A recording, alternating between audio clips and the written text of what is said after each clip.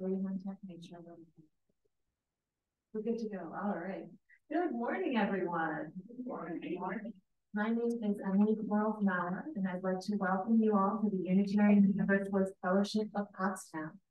We welcome all of you who are joining us this morning. Good morning. Thank you for coming out on this full day. We welcome all people who are joining our service online. And we welcome all the people who are joining our service later who I can't even see. They're on YouTube. With all the choices that we have for things to do on Sunday morning, I'm so glad that you all chose to be with us. This morning we have music played by the lovely Quarles-Mowrer. And we have Rick on technology. Thank you so much, Rick. For over 50 years, the UUFP has been a liberal religious voice in Pottstown.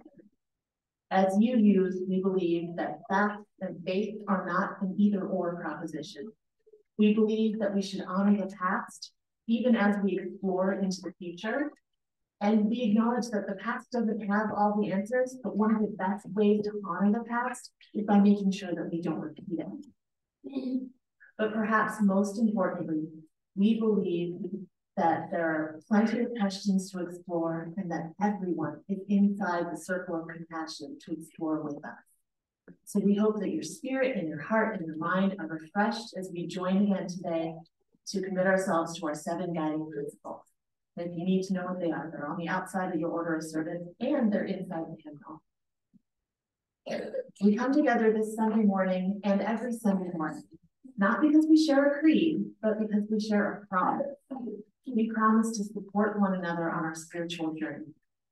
So we have different services every week, and we say that everyone who comes up here is going to say, we are different every week. The message is always really diverse, but the community and the love that is in this building is the same. Whoever you are, wherever you are, wherever you came from, whoever you love, we are so glad that you came with us today. All right, now it is time for announcements. If anyone has an announcement, please come on up to the front. Remember to introduce yourself and use a microphone so everyone can hear you.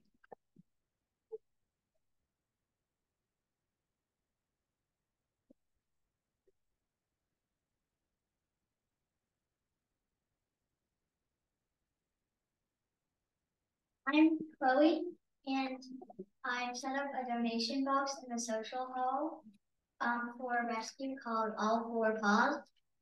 You can donate things like dry food, wet food, treats, toys, and like cleaning supplies for the dogs. There's a list on the side of the box for things that you can donate. It will be here until December 17th, that's the last day. So please consider donating to All Four Paws.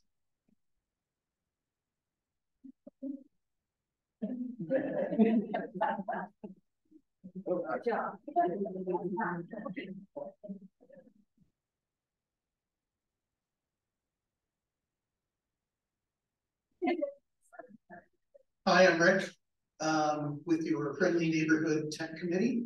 And I would like to once again reach out and say we are looking for volunteers to learn to run tech for Sunday services. Ideally, I'd like to get 2 more volunteers into the rotation so that we don't overburden the people that we have currently doing it. So if you're interested in learning to run tech for the Sunday services, please see me after the service. Thank you.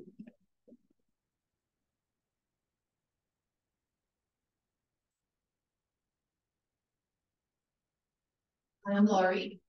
Our dear friend, Judith Van Beek, who died in February, championed an organization called Health Partners International of Canada. And they collect homemade dolls that people make. And they put them into medical kits that are sent around the world to war-torn areas where children and adults both need comfort. So if anybody, I would like some help. If anybody, it's a very meditative, very serene, creative activity. If anybody would like to learn, or anybody would like to do it in their, free time if they have any. It's not about making the most beautiful award-winning thing. It's about making something that could comfort someone. So if you have any interest, let me know, and we could even have a little class. We can have a little class to make them, and I'd be happy to teach people if they don't know. Okay, thank you. Thank you.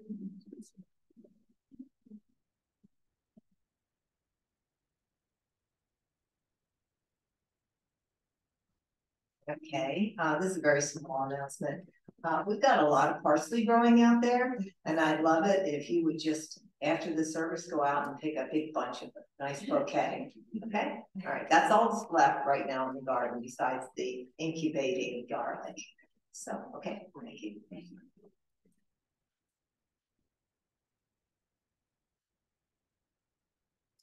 And parsley just in time for Thanksgiving, everybody.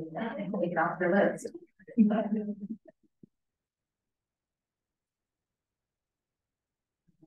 Thank you guys. That was awesome. Now it's time for our chalice lighting. Chloe, did you want to light? Our chalice lighting is from David O. Rankin. It's from his book Dancing in the Empty Space. Called Doubt. An honest no is a glorious statement. Yeah. Doubt is the expression of faith in the intelligence and imagination of humanity.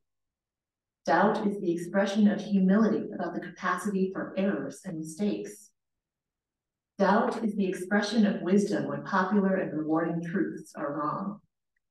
Doubt is the expression of confidence that knowledge can always be improved. Doubt is the expression of courage in confronting the dangerous and destructive. Doubt is the expression of hope that a better world is waiting for the future. Doubt is the expression of harmony with the unceasingly changing universe. Doubt is the expression of concern for the proper integration of thought and experience. Doubt is not evil, it's good. It's an intrinsic element of faith.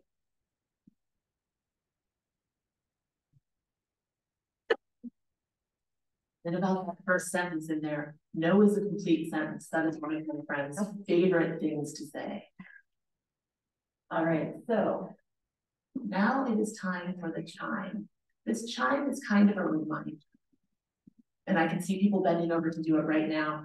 So this is a reminder that technology brings us closer together. I'm using technology to give you this speech here right now. There's technology recording these so that people can see, even if they're not here today, but also technology can be distracting. And sometimes it's nice to just focus on the place where you are right now. So you can take this time to silence your phone, which I see most people already did, because as soon as I said it's time, they're like, yeah, I didn't forget. And this morning I didn't even forget. Sometimes I do when my purse is in the back. I'm just like, hopefully no one calls me. All right, so take a breath. Settle into your seat. Feel the way that the chair is supporting you. Feel the way that the earth is supporting you.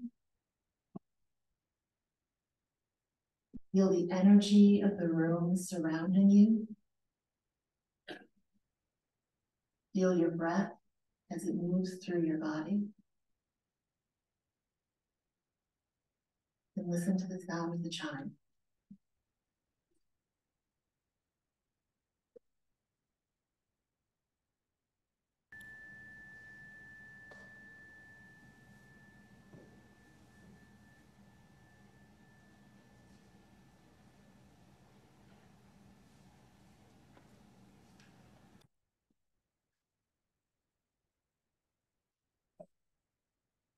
So for opening words this morning, I once again brought an opening story because I just couldn't resist.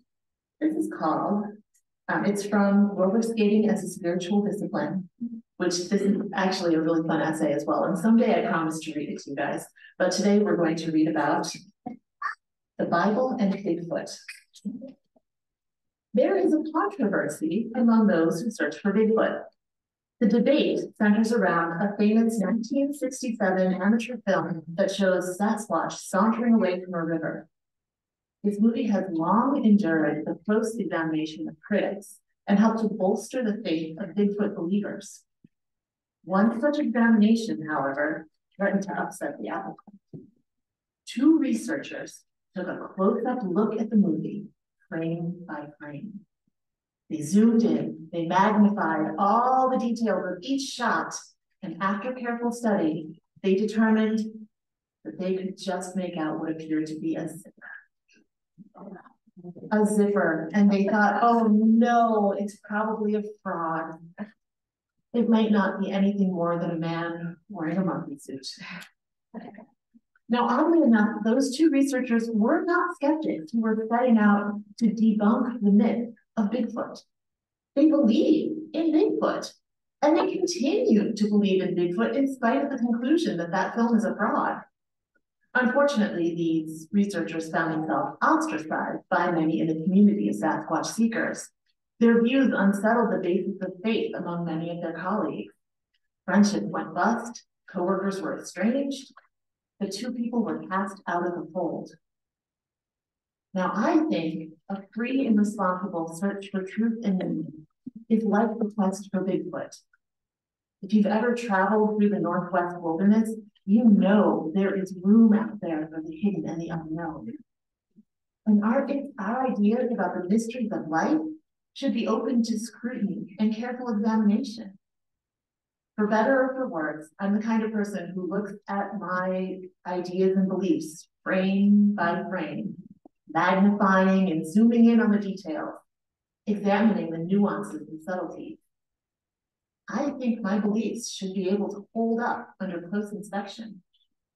It doesn't matter if the idea is found in the Bible or a Bigfoot film.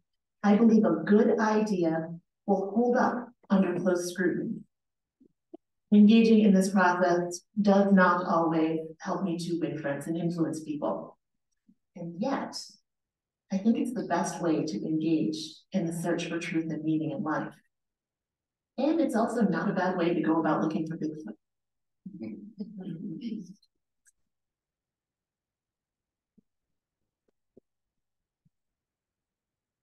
So now we are going to do our first song of the day. This is number 188 in your hymnal. It's Come, Come, Whoever You Are. Now I'm going to come up front here and I'm going to yell a little bit so that I'm a little louder, but I wanted to be able to see you all as we do this. So you may notice once you open up the page to 188 that it doesn't have any piano accompaniment because it is a round. So what we're going to do is Ms. Carter is going to play us the tune first. And so everybody can get the tune in their ears. And then we'll all sing it together. And once we've sung it together, if you guys are feeling confident, which I'm sure you will be, we're going to split up into two sections. We're going to have group 1 and group 2. And then we're going to sing as a round. We're going to sing it through twice as a round. Sound like a plan? Everybody excited? All right, so here we go. Miss Carly.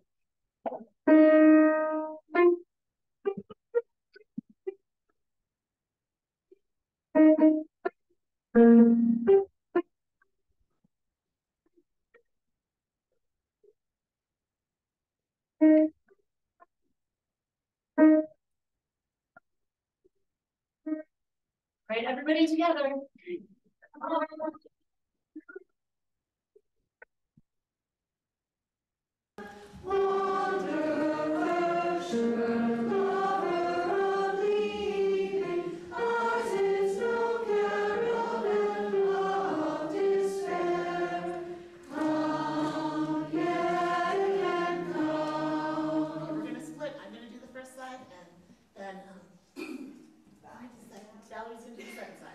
Sorry, total brain fart there. All right, so here we go. Come, come, whoever you are, wanderer, rusher, lover of leaving, ours is no caravan of despair. Come again, come. Okay, let's do that. Come, come, whoever you are, wanderer,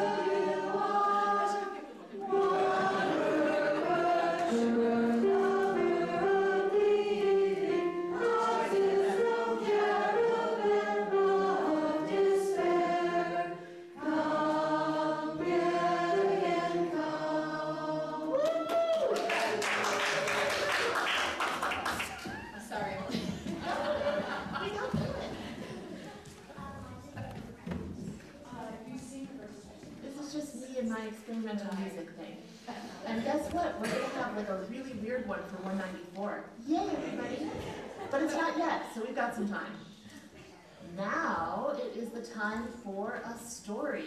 So Miss Megan is going to come up and share a story, and anyone who feels young in body or spirit is free to come up and listen, or you can stay in your seat and listen if you're boring.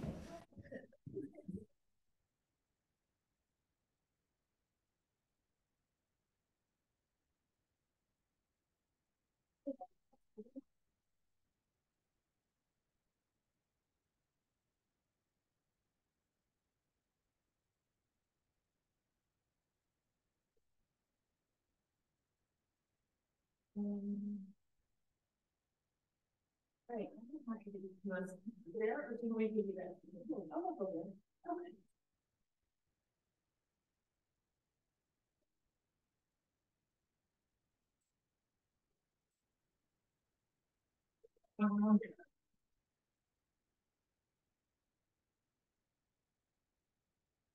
Very interesting story for you guys today. Everybody knows the rhyme of Humpty Dumpty, right? Yeah. Humpty Dumpty sat on a wall, Humpty Dumpty had a great fall. Well, this is the story of after the fall.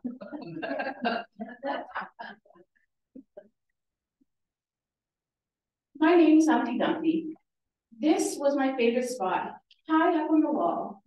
I know it's an odd place for an egg to be, but I loved being close to the birds. Then one day, I fell. I'm sort of famous for that part. Folks called it the Great Fall, which sounds a little grand. It was just an accident, but it changed my life. Fortunately, all the king's men managed to put me back together. There were some parts that couldn't be healed with bandages and glues. After that day, I became a little afraid of heights. I was so scared that it kept me from enjoying some of my favorite things. I walked past the wall every day and I would think about climbing the ladder again. I really missed the birds and being high above the city, but I could never do it because I knew that accidents can happen. I eventually settled for watching the birds from the ground. It wasn't the same, but it was better than nothing. Then one day, an idea flew by. Making planes was harder than I thought. It was easy to get cuts and scratches, but day after day, I kept trying and trying until I got it just right. My plane was perfect. It flew like nothing could stop it. I hadn't felt that happy in a long time. It wasn't the same as being high up in the sky with the birds, but it was close enough. Unfortunately, accidents happen. They always do. I almost walked away again, but then I thought about all the time I spent working on my plane and all the other things that I missed. I decided I was going to climb the wall. But the higher I got, the more nervous I felt. I didn't want to admit it. I was terrified. I didn't look up. I didn't look down. I just kept climbing, one step at a time. Until I was no longer afraid.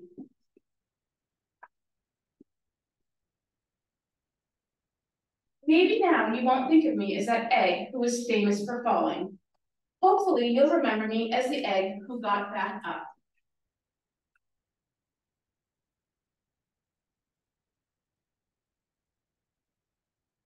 And learned to fly.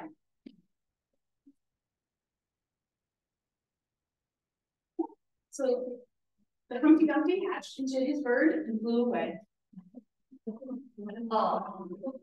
Life begins when you get back up.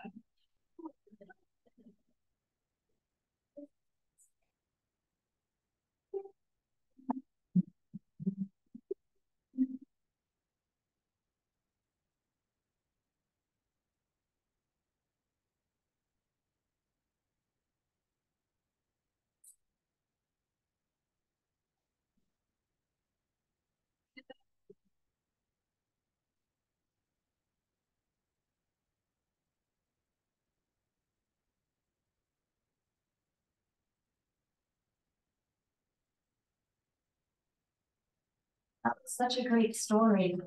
And speaking of getting back up, did you see how she was like going down and then getting back up and then going down and then getting back up? It was so cute. I was like, oh, she's doing the story. All right, so today's quote for the morning offering comes from Kathy Calvin, who was the CEO and president of the United Nations Foundation from 2003 to 2019.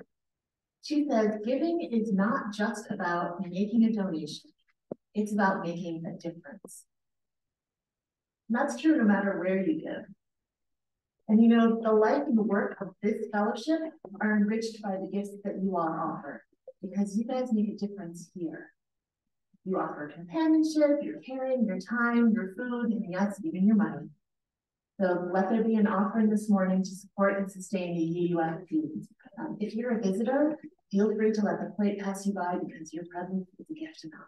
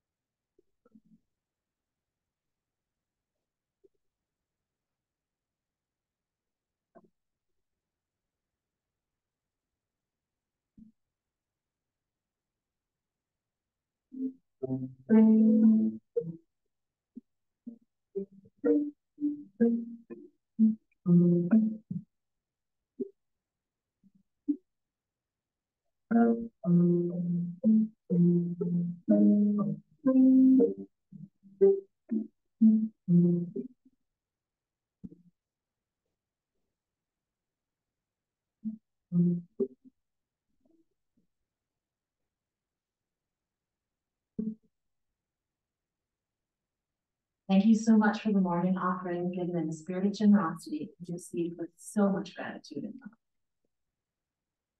Now it's time for a responsive reading.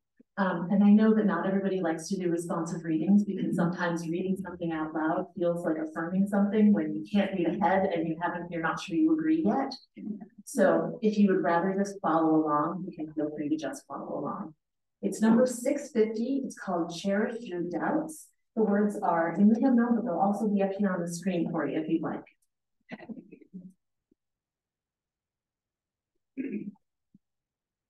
Cherish your doubts, for doubt is the attendant of truth.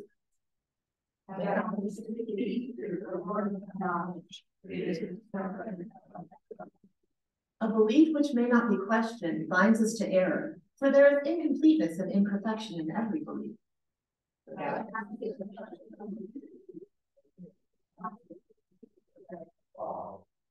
Let no one fear for the truth, that doubt may consume it, for doubt is a testing of belief.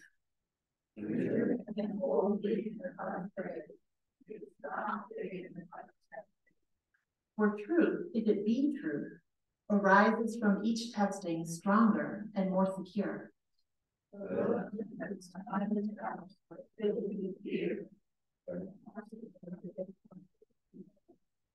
But those who fear not doubt and know its use are founded on rock.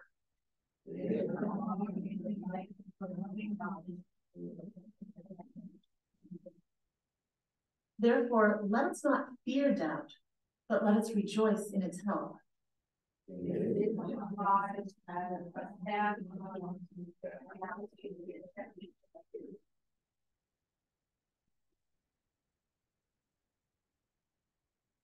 Great. Another reading. This one is by Tom Owen Towell. This one is less funny than the other ones so far. And if it gets too long, I might cut it a little. But you know me, I always go over. Sorry. This is called Open, Not Empty-Minded. Gertrude Stein once said, "It is not what Paris gives you, it is what she does not take away." A remark intensely true of Unitarian Universalism as well. We can't give our members everything. We won't possibly meet one's grandest desires, and nor should we even try. Nonetheless, when we are faithful to our calling as free-thinking mystics, we can promise an open setting in which all of us can stretch our minds and buttress our spirits. Unitarian Universalists will not be stripped of their integrity. Our faith features neither the certain mind nor the empty mind. Instead, it fosters an open mind that can confront a novel proposal, handle an old wound, explore uncharted territory. We forged a community where the air is fresh and flowing freely. We tend to resemble the concluding remark of Phyllis McGinley in her poem, The Mind Open at Both Ends. I was born to shiver in the draft of an open mind. Unitarian Universalists come by our religious values democratically. The principles we hold are not revealed to us so much as experienced by us. We freely examine every idea that comes down the pike, keeping for tenets of faith only those that prove truthful to ourselves and loving of others. Parish Minister Burdett Backus drew a critical distinction when he penned, "We sometimes hear it said by some of our own members that you can believe whatever you please. Actually, we're confronted with a paradox. We are not free to believe what we please. We are free to believe what we must." There are tantalizing fantasies Unitarian Universalists are tempted to believe, but our minds won't let us. We live wholeheartedly within this single, real world and affirm only what our minds, after measured reflection, authorize us to affirm. An open mind is a cloud mind that never changes, and whenever we arrive in our spiritual quest, we ossify and turn like Lot's wife into useless pillars of salt. Actually, salt is pretty useful, but Lot's wife, useless pillar of salt. During one of Gandhi's great nonviolent marches, he abruptly called a halt and disbanded the protest. His lieutenants came to him and said, "Mahatma, you can't do this. This act of civil disobedience has been planned for a long time. There are so many people involved." And Gandhi's reply was, "My friends, my commitment is to the truth as I see it each day, not to consistency." Free thinkers are rethinkers, neither afraid to take sides nor reluctant to change sides. No tradition, no revelation, no privileged knowledge lies beyond the question or critical examination. There's only experience, which is then interpreted in the light of further experience. Colleague Walter Royal Jones tells of an evangelist who took up her place at a busy intersection, almost hidden between panels of a sandwich sign that proclaimed right there on the front in huge letters, "The answer." The rest of the placard was blank, except for a little word at the bottom that said, "Please see the other side." And so then people would walk around to the other side. And what was on the other side? "The answer. Please see the other side." Perplexed, some people would be racing around from one side to the other, like, "No, wait, it's supposed to be there somewhere." Others would shrug and leave, just tapping their heads as if the evangelist were a nut.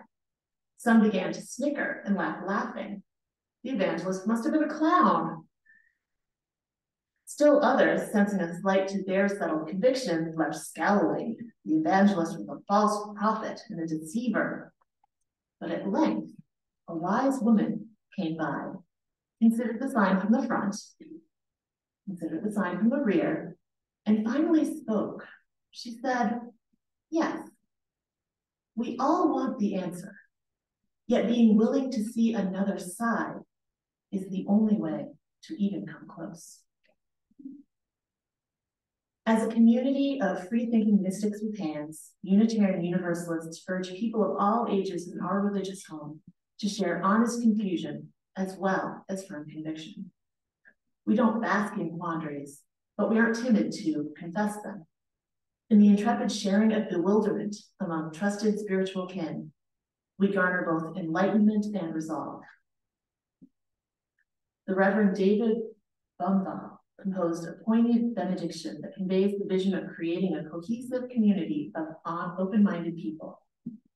May our church be dedicated to the proposition that beneath all our differences and behind all our diversity, there is a unity that makes us one and binds us forever together in spite of time and death and the space between the stars. Let us pause in silent witness to that unity.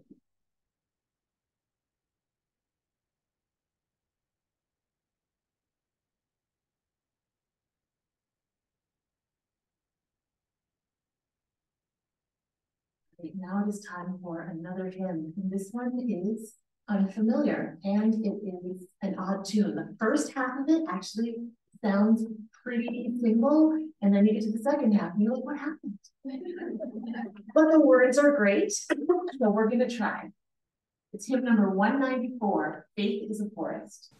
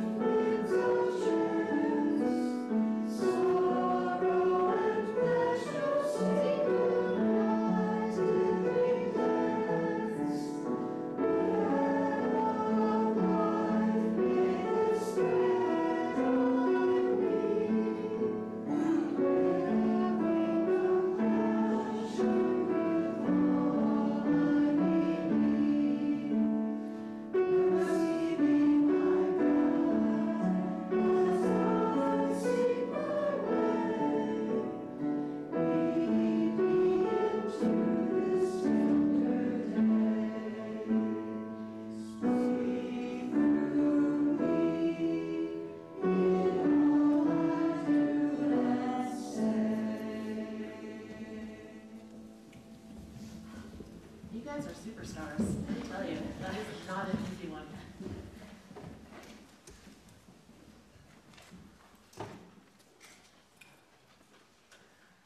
All right, a celebration of doubt. So, how many of you hold beliefs that you would rather not hold? I mean, something that you know that you believe, even if you think it's probably wrong, maybe if you kind of wish that you didn't believe it because it makes you feel kind of kooky, but you know it's in there. And so for me, that belief is time travel. There is lots of evidence that time travel to the past is not possible. Time travel to the future is plausible because of general relativity, and if you go fast enough, then you skip time because time is going faster for people who are behind than people who are going fast. So that it's plausible to be able to time travel to the future, but the past, no. And yet, Yeah, traveling back to like Marty McFly, it's not gonna happen. But there is that tiny little particle of shape in the back of my mind that says, yeah, but there are so many cool historical stories that would make so much sense if it were somebody from the future going back to the past and doing those things. Because we can do that stuff with technology now. Wait, what? Sure. So I don't have enough evidence to do a careful frame-by-frame analysis, you know, like Bigfoot, but it's lingering there, straddling the line between belief and doubt. And even though it is a slightly embarrassing belief, I'm okay with it. I'm okay to believe until I get the evidence that I shouldn't believe. Does that make me a skeptic? One of the most famous skeptics in history is St. Thomas the Apostle. St. Thomas was one of the 12 apostles that Jesus named in the New Testament. And he is known for traveling to India to preach the gospel. But what he is most famous for is his incredulous reaction to the news that Jesus had risen from the dead. I was going to use the King James version of this story, but I'm actually going to use the one from my grandfather's Bible because I happened to see my grandfather's Bible on the shelf and I thought, oh. So this is from John chapter 20, verses 24 through 29. It says, now Thomas, one of the 12, called the twin, was not with them when Jesus came. So the other disciples told him, we have seen the Lord. And he said to them, well, unless I see in his hands the print of the nails, and place my finger in the mark of the nails, and place my hand in his side, I will not believe. 8 days later, his disciples were again in the house, and Thomas was with them. The doors were all shut, but Jesus came and stood among them and said, peace be with you. And then he said to Thomas, put your finger here and see my hands, and put out your hand and place it on my side. Do not be faithless, but be believing. Thomas answered him, my Lord, my God. And, you know, I would do the same thing. Oh, my God. And Jesus said to him, have you believed because you have not, because you've seen me? Well, blessed are those who have not seen and yet believe. A lot of times people take this story to mean that you should just believe whatever people tell you. Blessed are they who have not seen and yet who believe. 2,000 years later, this poor guy is still known as Doubting Thomas. Is that there? There we go. Poor guy. Doubt you for one little minute, they never let you forget it. Is it wrong to doubt? Well, of course not. Doubt is one of those natural responses that keeps us safe. The ancient ancestor who went out there and verified that there was not a bear in the cave before going in to lay down, yeah, that ancient ancestor is the one who survived. That ancient ancestor who tested the plant before eating it, that ancient ancestor is the one who survived. Being taught not to doubt, being taught not to trust our own instincts, that can be a little dangerous. So when I hear the story of Thomas, I think of it as an inspiring story. Because, you know, Thomas did doubt, sure, but he didn't hold rigidly to that view and go out and spread conspiracy theories on Facebook. When confronted with the evidence, Thomas changed his mind. And then he became an evangelist for what he saw. He said, I saw this with my own eyes, and I'm going to tell people about it. Just like Doubting Thomas, as you use, we value direct experience of mystery and wonder. We're obligated towards that free and responsible search for truth and meaning. We believe that every person has the fundamental right to question and to doubt. Thomas was not immortalized as a skeptic for refusing to believe the evidence. He was labeled as a doubter for refusing to believe a wild story the first time he heard it. But then he got the evidence and he believed and he changed. So I love this website, Greater Good Project. It's at University of Berkeley. It's also supported by Templeton Foundation, if you've ever heard of that. And this is a portion of this article, and I'm just going to read it to you, and then I will tell you what the article is called. Okay. This is by Mark Leary from November 23rd, 2021. He said, a few years ago, I asked a sample of adults to think about all of the disagreements that they have with other people. Minor disagreements about relatively unimportant issues to major disagreements about important matters. And then I asked them to estimate the percentage of disagreements they have with other people in which they are the one who is correct.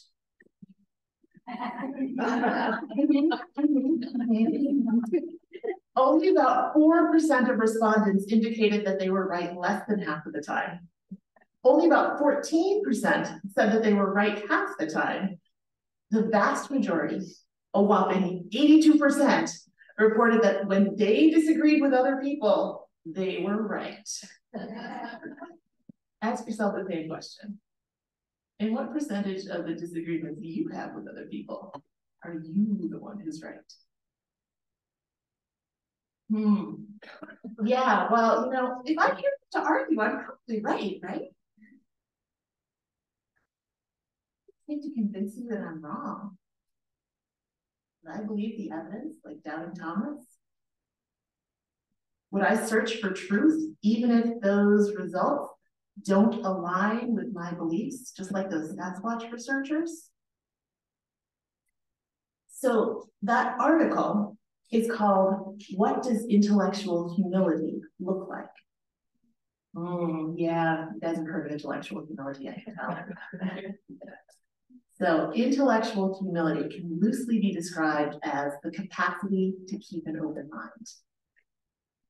Now, Mark Leary goes on in his article to say that he did a study about people who are high in intellectual humility and what kinds of evidence they believe. So like there was a study about flossing, like dental floss, and people with high intellectual humility would pay more attention to what evidence was presented and who was presenting the evidence.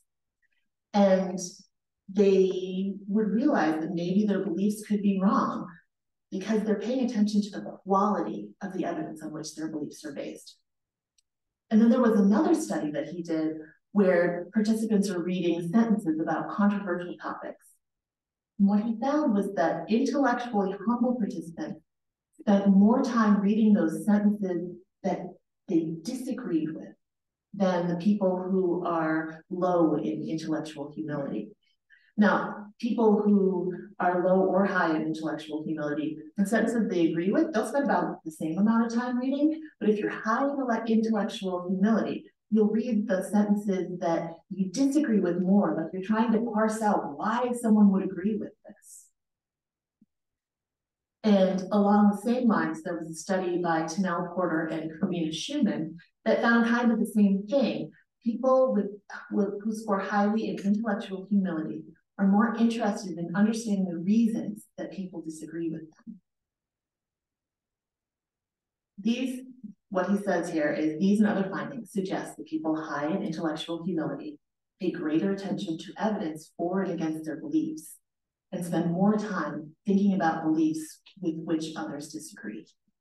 And not surprisingly, people who are aware that their views might be wrong are more inclined to think about the accuracy of their beliefs than people who assume that they're right about most things.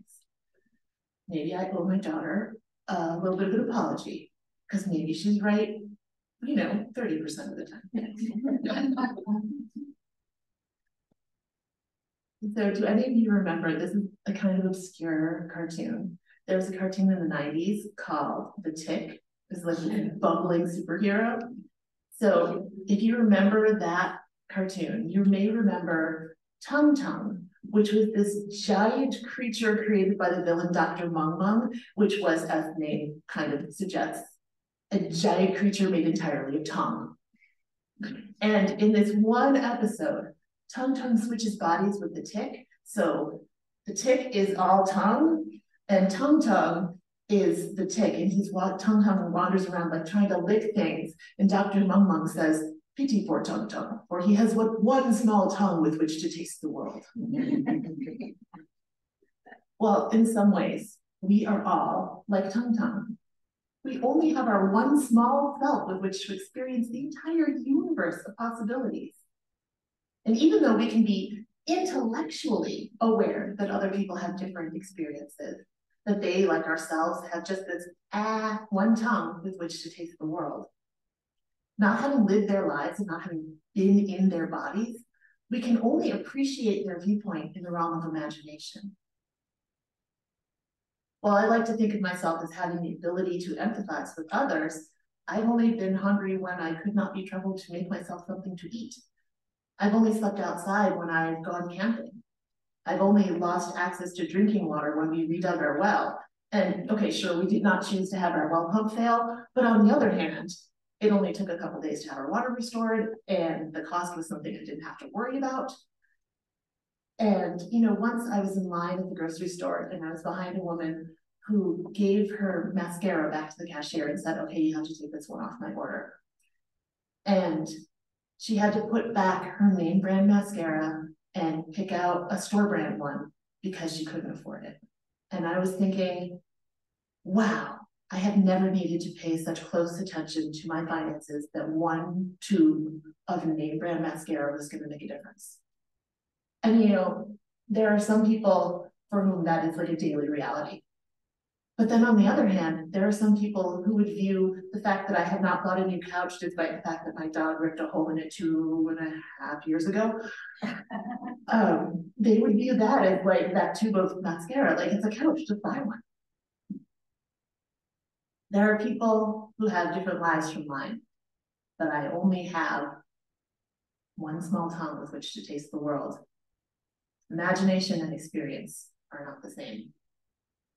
And the universe is so much bigger than our one tiny dot of a blue planet. Everybody sees this one. There's so many of these, but this is just such a cool one. Owen Tao, this guy, talks about our faith journey as an intrepid sharing of bewilderment. We may feel lost in the wilds of new realities where fake news abounds and AI sometimes makes up a story if you can't find the information you've asked for. Have you heard about this? AI hallucinates and just makes stuff up. Yeah. And you know, for many of our current debates, like I pick any one. There probably aren't any right answers. There are probably only a series of wrong answers, and we're debating about which wrong answer is the least bad. Our doubts are important not only because we're able to see the flaws in the opinions held by the other side, but also because we're able to see the flaws in our own thinking. Intellectual humility helps us to flip that evangelist's poster board and know that some of the answer is on the other side. We're allowed to be bewildered. We're allowed to doubt. We're allowed to ask for evidence. We're allowed to be wrong. We're allowed to change our minds and our opinions and our beliefs when new circumstances and new facts come to light. We are allowed because the answer is always on the other side. So let us join together in singing our last hymn. I promise this one is not as challenging. And we've sung it before. So wait. This one is called The Star of Truth.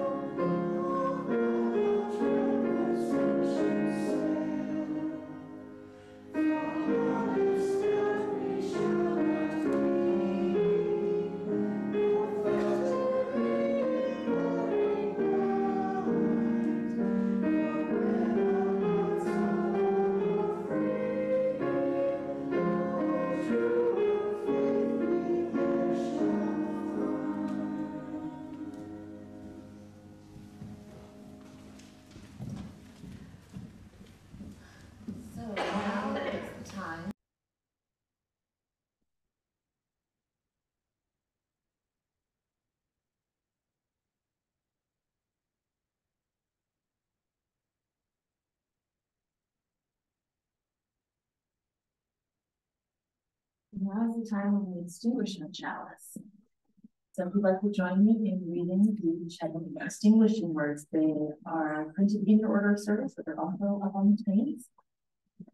We extinguish the chalice flame, but not the light of wisdom, the warmth of community, or the fire of commitment. Be there in my heart, in our hands, and when we are together again. I'd like to close today's service with another thought by David O. Rankin. This is actually for Advent, which we're not quite to Advent yet, but we're so close. So what he says is, and I don't have it marked, so it's a good thing I wrote it down. During the Advent season, we celebrate qualities of faith, hope, love, and joy. Yet these must be viewed through the prism of paradox. No faith is worthy without the capacity to doubt things, for that is only credulity. No hope is possible without the specter of defeat in the wings, for that is only dreaming. No love is strong without dread loss in the heart, because then it's only passion. And no joy is complete without the certainty of sorrow in the future, and it's only frivolity. So we shouldn't be misleading people with simplistic notions, for they distract us from the fullness of life. After all, the seas have storms, the clouds have lightning, the roses have thorns. So amen, shalom, salam, blessed be, and thank you so much for joining us today. Please take the coffee out.